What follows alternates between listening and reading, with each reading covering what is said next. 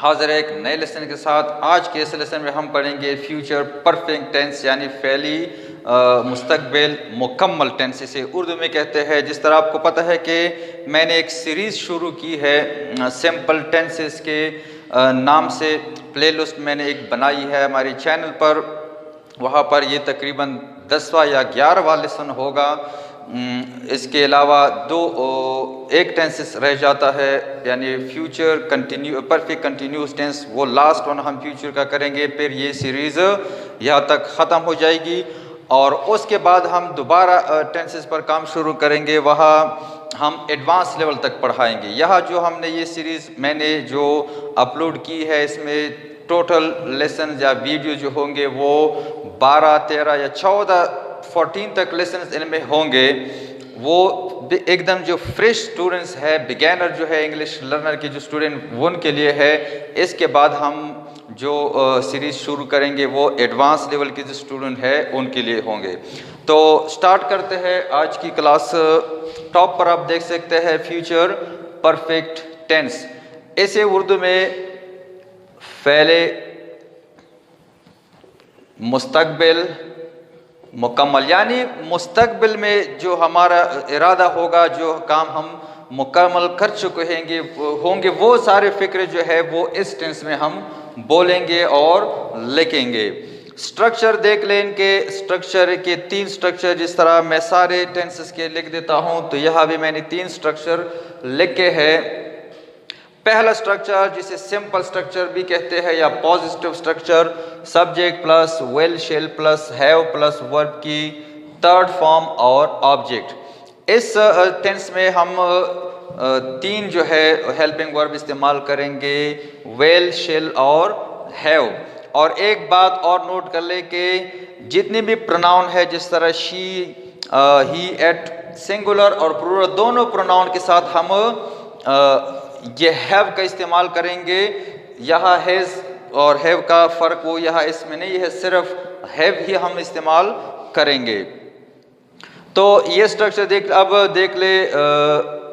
Negative की जो structure है, subject will shell plus not plus have plus verb की थर्ड फॉर्म एंड लास्ट में ऑब्जेक्ट। लास्ट वन या थर्ड जो स्ट्रक्चर है इंट्रोगेटिव की, इंट्रोगेटिव में विल या शिल जो है ये आ जाएंगे बिगैनिंग में यानी स्टार्ट में, और उसके बाद हम लगाएंगे जो सब्जेक्ट है वो, फिर वर्ब लगाएंगे यानी हेल्पिंग वर्ब हैव जो है वो लगाएंगे, उसके बाद third form of the man verb और उसके बाद लास्ट में ऑब्जेक्ट। ये तो हो गए 3 स्ट्रक्चर। अब एग्जाम्पल्स देख ले। ये तीनों स्ट्रक्चर हम अप्लाई करेंगे इन्हीं एग्जाम्पल पर, या इसी एग्जाम्पल में हम ये एक्सप्लेन करेंगे। शी विल हैव फॉरगिवन मी, तो यहाँ ये सब्जेक्ट है, विल और शिल लगाया हमने अपनी जगह, उसके बाद हैव, फिर जो वर्ब की थर्ड फॉर्म है फॉरगिव की थर्ड फॉर्म जो है वो फॉरगिवन है, और लास्ट में मी जो है ऑब्जेक्ट। सेकंड वन देख ले, I shall have bought a new pen, मैं एक नया कलम या पेन खरीद चुका हूँगा। थर्ड वन जो है, they will have planted a tree, वो एक पौधा प्लांट कर चुके होंगे या लगा चुके होंगे। ये सारे जो 3 एग्जाम्पल जो है ये सारे इसी स्ट्रक्चर के मुताबिक यानी सिंपल स्ट्रक्चर हमने इस पर अप्लाई किया है। अगर हम इस पर फ्यूचर क्या है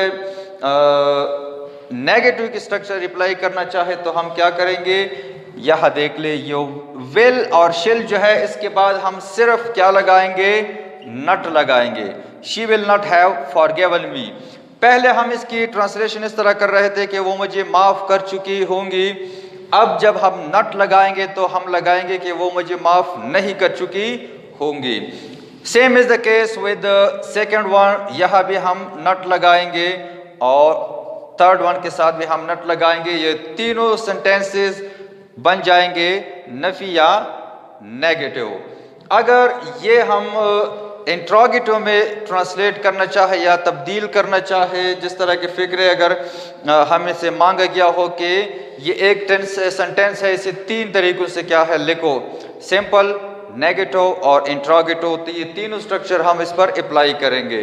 इंट्रोगेटिव आसान है, जिस तरह हमने नेगेटिव में सिर्फ नॉट का इजाफा किया था, तो इंट्रोगेटिव में ये नेगेटिव हटा लो, ये जिस तरह पहले ओरिजिनल फॉर्म में थे उसी फॉर्म में लेके आओ, और ये विल और शिल, शी, शिल और आई, दे और विल, ये अल्फाज जो है इनकी जगह तब्दील करो तो ये बन जाएंगे इंट्रोगेटिव। यानी शी विल हैव फॉरगिवन मी, अगर ये हम इंट्रोगेटिव में चेंज करना चाहे तो हम लगेंगे विल शी हैव फॉरगिवन मी, क्या वो मुझे माफ़ कर चुकी होंगी। नेक्स्ट वन देख ले, shall I have bought a new pen, क्या मैं नया पेन खरीद चुका हूँगा। थर्ड वन देखे, they will have planted a tree, will they have planted a tree, क्या वो पौधा लगा चुके होंगे। तो ये तीनों स्ट्रक्चर इस पर अप्लाई हो गए, लेकिन ये सिर्फ अगर इससे ज़्यादा एग्जांपल मैं देने लगूं तो ये लेसन या ये वीडियो बहुत लंबी हो जाएगी। यहाँ हमारा क्या है मकसद, सिर्फ ये 3 स्ट्रक्चर डिस्कस करना था, एग्जाम्पल भी आपको देने थे, और ये अल्फाज जो है शायद मैंने स्टार्ट में ये ना बताया हो, लेकिन उर्दू के जो सेंटेंसेस होंगे फ्यूचर परफेक्ट टेंस के, उसमें ये अल्फाज आएंगे। अगर तो एक उर्दू का एक फ़िक्र है, उसके स्टार्ट में ये अल्फाज आए हैं तो वो फ्यूचर परफेक्ट टेंस का फ़िक्रा होगा। फिर ये स्ट्रक्चर है, 3 स्ट्रक्चर हमने लिखे, उसके बाद ये सारे स्ट्रक्चर हमने इन 3 एग्जाम्पल पर अप्लाई कर दिए। तो होप दैट का आपको समझ आ गया होगा। अब इस सीरीज़ की सिर्फ लास्ट टेंस जो है वो बाकी है, उसके बाद हम